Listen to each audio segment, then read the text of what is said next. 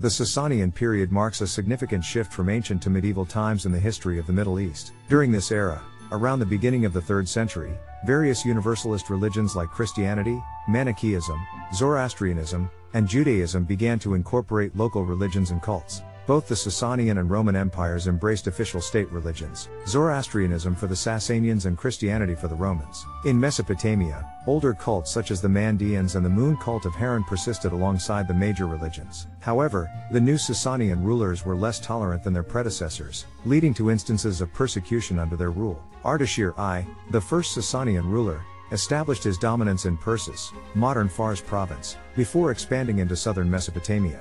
The region of Mesene surrendered to him, and in 224, he defeated and killed the final Parthian ruler, Artabanus V. As a result, Mesopotamia quickly fell under Sasanian control, and Ctesiphon became the central capital of the Sasanian Empire. In 230, Ardashir attempted to conquer Hatra, but his efforts were unsuccessful. Hatra sought Roman assistance, prompting the Roman Emperor Severus Alexander to launch a campaign against Ardashir in 232. This campaign temporarily halted Ardashir's advancements. However, after the death of Severus Alexander in 235, the Sasanians seized the initiative.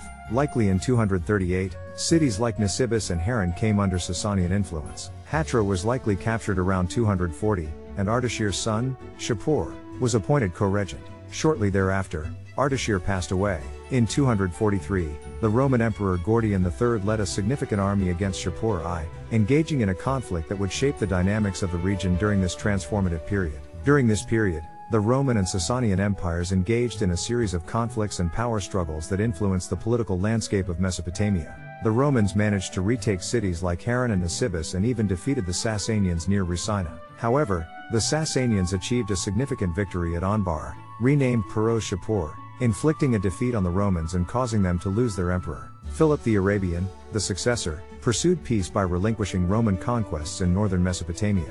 Osrhoene, though, which had been given back to the local ruling family by the Roman Emperor Gordian, remained under Roman influence as a vassal state. Shapur continued his campaigns, capturing various towns, including Dura Europus in 256. He expanded into northern Syria and Anatolia, and his pinnacle achievement in the west was the defeat and capture of the Roman Emperor Valerian at the gates of Edessa, likely in 259.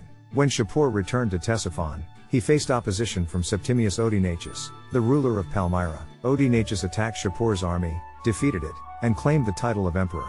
He captured Haran and Nisibis and even posed a threat to Ctesiphon between 264 and 266. However, Odaenathus was later assassinated, relieving the pressure on the Sasanians. In 273, the Roman Emperor Aurelian sacked Palmyra, restoring Roman control in northern Mesopotamia. A period of peace ensued between the two empires until 283, when the Roman Emperor Carus invaded Mesopotamia. However, Carus' sudden death led to the Roman army's withdrawal. In 296, the Sasanian king Nare I entered the scene, defeating a Roman force near Haran.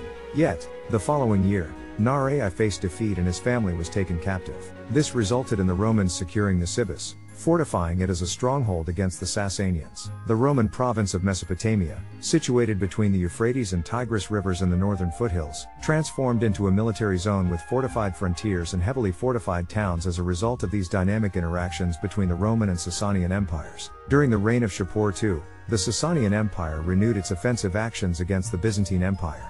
This initiated a series of wars and conflicts between the two powers that reshaped the political landscape of Mesopotamia. The First War, spanning from 337 to 350, ended inconclusively as the Roman fortress Nisibis successfully resisted Sasanian forces. In 359, Shapur II invaded Roman territory once again and after a prolonged and costly siege, captured the Roman fortress of Amida. Emperor Julian advanced deep into Sasanian territory in 363 but died near Ctesiphon.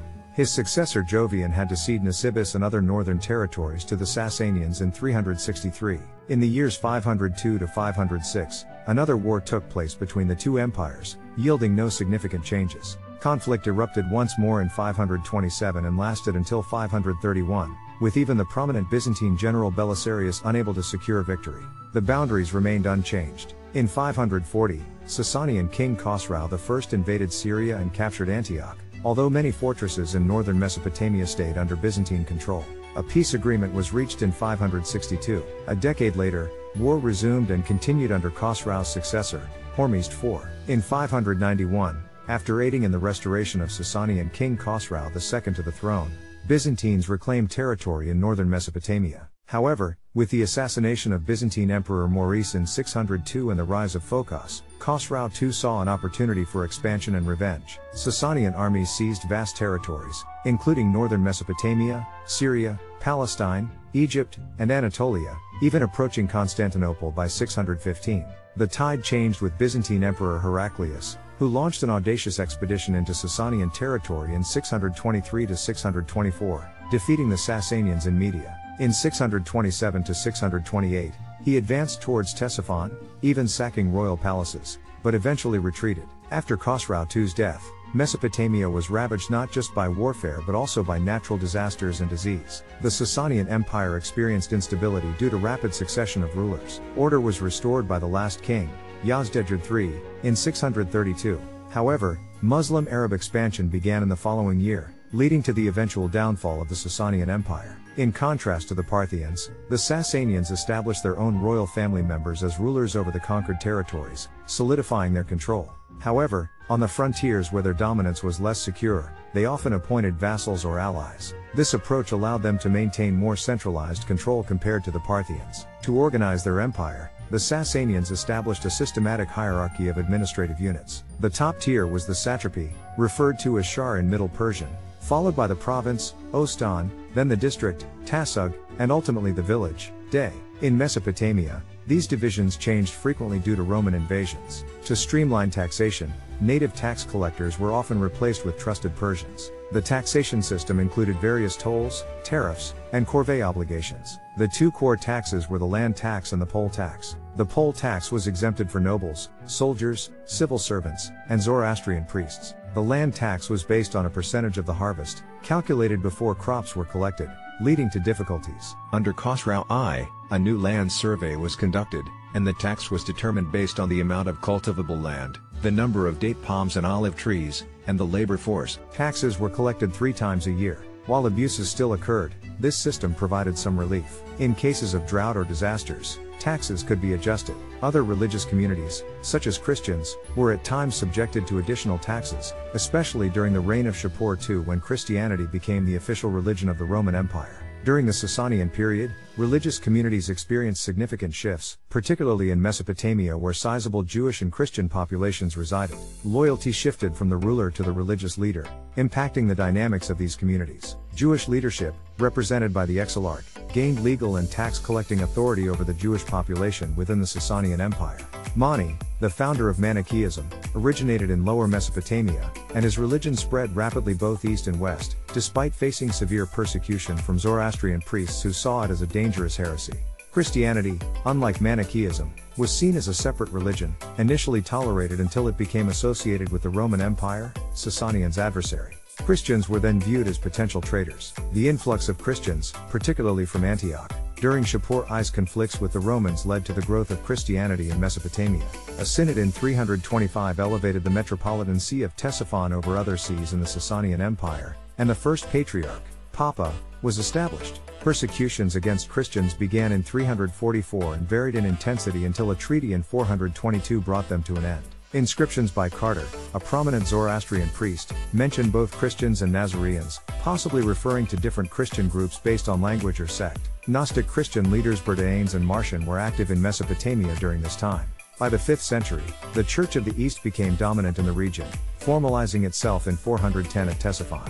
Although it initially adopted the Nicene Creed formulated in the Roman Empire, it gradually asserted its autonomy from the Roman Imperial Church. In theological debates, the Church of the East maintained a strict separation of Jesus Christ's divine and human natures. This perspective influenced their stance on the role of Mary, and they didn't engage directly in debates about whether Mary was Theotokos, birth giver of God, a title affirmed by the Roman Imperial Church. According to their theological tradition, Mary could only have given birth to Jesus' human nature. The theological divide between the Church of the East and the Roman Imperial Church became deeply divisive. Around 485, the Sasanian government realized that the Church of the East was not loyal to Constantinople. Consequently, the Church received some support from Sasanian kings who also asserted their divine right to rule through its bishops. While Zoroastrian clergy previously instigated persecutions, these later persecutions were less state-driven and more by the Zoroastrian religious leaders. By the end of the Sasanian era, the Church of the East found itself in conflict not only with Zoroastrians but also with the Jacobites, formerly known as Miaphysites. The Jacobites had established monasteries in northern Mesopotamia, creating institutional competition with the Church of the East. Ethnic identity took a backseat to religious affiliation under the Sasanians,